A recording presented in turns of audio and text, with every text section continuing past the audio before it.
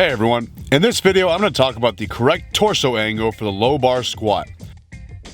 In a few bullet points, I will explain why I believe the low bar squat is superior to the high bar squat. Disregard anything I've said in my older videos. I have learned a lot while working under Austin Baraki, and I want to share my new knowledge with you guys. Number 1, the bar feels more balanced across the back than it does on the top of the traps because of the increased surface area against the body. Number 2, almost everyone I work with finds it easier to reach depth with the low bar position than with the high bar position. I will explain why later in this video. Number 3, the low bar squat allows you to use more musculature than the high bar squat. You're putting yourself in a position to use your quads, hips, and lower back rather than just your quads. For those of you who say you are using high bar squats because you want to increase the size or strength of your quads, stop. In Austin Baraki's words, if your knees are actively extending against a load, how specifically are you failing to use your quads? Austin does not high bar squat, he just continues to increase his squat and he can still manage a 445 pound, 202 kilo front squat at 196 pounds, 90 kilo body weight. But what about quads? Focus on increasing your squat and your quads will follow suit. Austin is currently coaching me and writing my programming. For those of you in the Northern California area, he and Jordan Feigenbaum will be hosting a squat and deadlift workshop at Untamed Strength this Saturday, February 4th. I will include a link to sign up below in the description area. Back to the point of this video, torso angle for the low bar squat. There are two principles that must remain constant for any squat.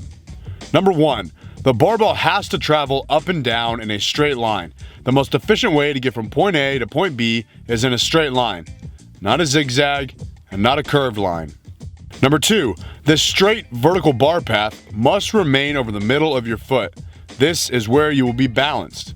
The bar path cannot travel over your toes, or less commonly, over your heels. Any deviation of this straight vertical bar path over the middle of your foot will result in an inefficient rep that leads to a grinder or an injury. If you guys are thinking, Alan, you're just repeating everything Starting Strength says, you are absolutely right.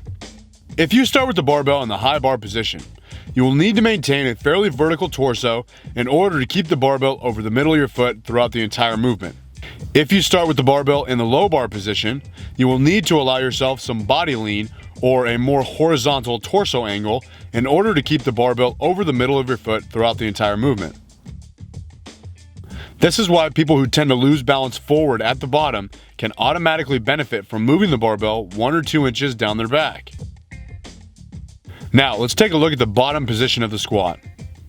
Notice my torso angle is not vertical. A vertical torso angle would cause me to lose balance. Similar to how someone stands up from a chair, you lean forward to find balance and stand up. You don't stand up with your head and chest pointing up. Trying to maintain a vertical torso angle by keeping your head and chest up during the low bar squat is inefficient and it might be preventing you from achieving depth and/or it's causing butt wink. Let's take another look at my torso angle at the bottom of the squat. It's not vertical, there's an obvious body lean. Too many of you try to remain vertical while you low bar squat and end up hinging forward once you are unable to maintain a vertical torso. This flexing and extending of your spine is inefficient, dangerous, and it makes you look stupid. Many people call this excessive movement butt wink. It's not butt wink if that even exists, it's your spine moving from hyperextended to neutral, hyperextended to neutral, hyperextended to neutral. Or you might be the individual who says that you cannot achieve depth. You are trying to squat with a vertical torso, and as soon as you feel your body want to adjust because you can no longer hold that position, you halt your descent and stand back up, never reaching depth. Here's the solution. Pay attention to the angle of your torso at the bottom of the squat. Spine is neutral, midsection is braced, nipples towards the floor, cervical spine neutral, eyes looking down and slightly out in front. Keep this position throughout the entire squat. Start with a neutral spine, not hyperextended, ribs down, not sticking out, Ribs down will naturally happen if you're bracing properly.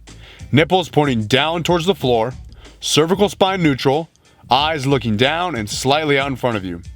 Looking forward or up might cause you to shift forward into the vertical torso angle that we are trying to avoid. Make sure you are standing all the way up, locking out the knees and the hips by flexing your quads and glutes. Do not fail to lock out your reps. I'll answer a question that I'm commonly asked. Doesn't the low bar squat put stress on your back? Yes, it does, but stress makes you stronger. Do you go to the gym to try to avoid stress?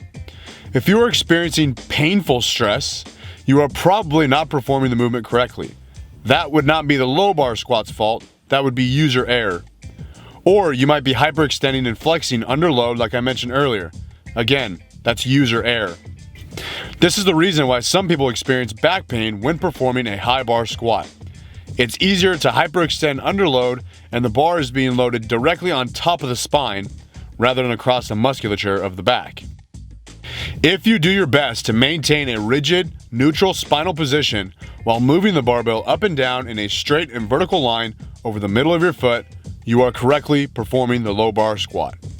Thanks for watching. Be sure to subscribe and always remember, tread on time.